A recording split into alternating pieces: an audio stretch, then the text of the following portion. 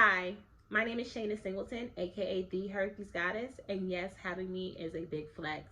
I am the founder of Herpes Can Never Growing, the largest herpes awareness platform of over 276K because I inspire people to love themselves more. Now, my journey hasn't started here. No, I didn't wake up one day and said I inspired to be a herpes advocate. Actually, I wanted to be a lawyer at one point.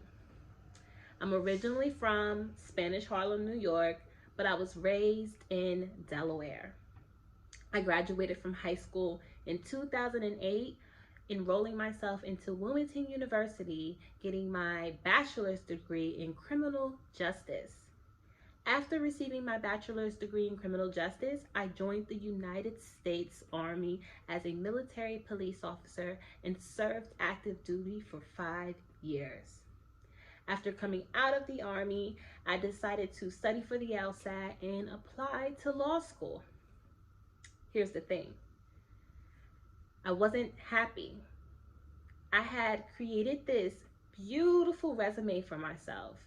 Um, Financial security for my son and myself as well. And yet it wasn't enough and I wasn't happy. So I decided to make a decision on my happiness and do something for me. Because everything I was doing up to that point was to make other people proud, to make my mother proud, to prove people wrong, and to make my family proud, but never to make myself proud. I enrolled in Drexel University and decided to get my bachelor's degree, a second bachelor's degree in culinary arts and food science. Within this journey, I met my healing tribe and discovered that I had a ministry. People were attracted to me and inspired by how I was showing up for myself and how I was loving myself. I was literally inspiring people to love themselves more. Everyone was like, you need to get your message out there. You need to do videos. You need to speak. So I started to do self-love coaching and confidence coaching as well. Through this journey, I was a part of a lot of private herpes communities on Facebook. And I've seen women saying that they wanted to commit suicide, women stating that they were staying in these abusive relationships due to shared status or their partner knowing. And it made me sad because this wasn't my reality. I've done the work to get me over the hump of the herpes stigma, and I wanted to share this with the herpes community, hence my advocacy.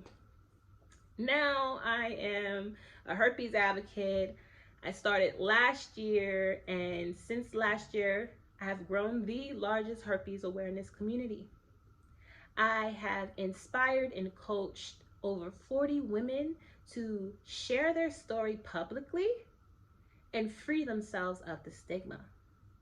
I have coached and inspired over thousands of men and women to look at themselves differently after the herpes diagnosis, to want to heal from the herpes diagnosis and change their negative narrative surrounding the herpes diagnosis.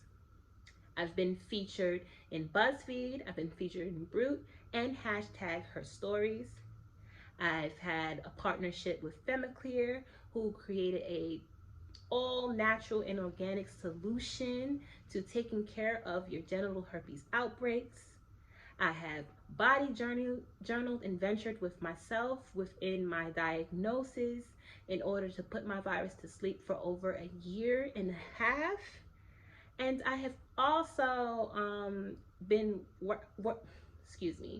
filmed and worked closely with the CEO of Rationale Vaccines, who is working on a vaccine for us with the herpes virus and for people without the herpes virus. It's necessary. For those of you who don't know my story, I found out I had herpes in 2015. And the day I found out I had herpes was the same day I found out I was pregnant. I didn't feel sadness. I felt more shocked. Like, damn, not only do I have to tell the person that I've been with on and off for 3 years that I'm pregnant, but I have to tell them that I have herpes as well. I wasn't quite sure of the reaction that I was going to get. Um, in that, I let him know. He made me feel better. He told me that he has my back and he got me, and it we'll get through this. And our relationship continued, but it didn't sit well with me. Now, at the time, to be honest, I didn't have enough time to reflect on the herpes stigma because I was pregnant and I had all the woes and worries from that. I was bitter, spiteful. Sometimes I did blame the person that I was with, even though I know now in my healing that I shouldn't blame the person that I was with because of things that I was extremely uneducated about. Continue on with my story. I decided to, well, it was a mutual breakup with the person I was having a baby with at the time at 14 weeks pregnant. It was November in 2015. I was on the other side of the world. I was in the military, no family, by myself, and really dealt with the pregnancy alone. It wasn't up until I was ready to date again where I felt the weight of the herpes stigma and the weight of feeling dirty, unwanted, devalued. My life is over. My sex life is ruined. All the normal emotions that the normal person feels when they're first diagnosed with herpes. Since then, I went on a journey with myself. I took a break from relationships. I took a break from having sex just to learn where I was at mentally, learn who I was, learn how to love myself, learn what my worth really was, and to learn my body with the virus. In doing so, I became the herpes goddess. The confidence that you see in the present day, the herpes goddess persona that you see, is a result of all the work that I have done. My mission in my work is I provide content that people within the herpes community can relate to. And the same content that I make to help people within the herpes community to relate to makes other people uncomfortable.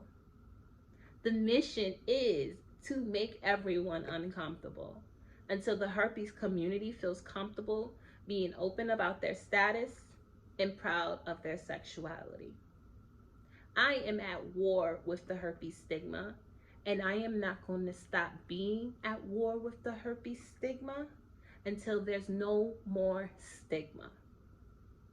We have to change the narrative around our herpes. We have to see it, want it, feel it, and believe it in order for it to change. If you're feeling sad about your herpes, I'm here to tell you that it is a choice.